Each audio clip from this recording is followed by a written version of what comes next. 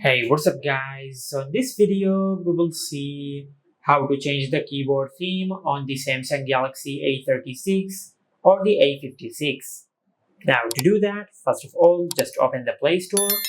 Now in the search bar, just search this. Now just install this app. Then tap on Open. Now just select Agree and Continue. From here, just tap on Keys Cafe. Now just tap on the download icon. Now just tap on the play icon over here. Tap on continue. Now just enable the toggle for style your own keyboard. Now just tap on style your own keyboard, and from here just select any keyboard theme which you like.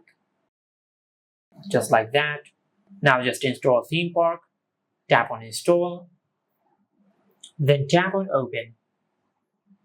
Now just tap on start and give this app this permission. Now once you have done that, just go back to the Keys Cafe app and select the keyboard style which you like. Then select apply. Now as you can see, we have successfully changed the keyboard theme on our smartphone. And this is how you can change the keyboard theme on the Samsung Galaxy A36 or the A56. Make sure to like, comment and subscribe. Thank you for watching.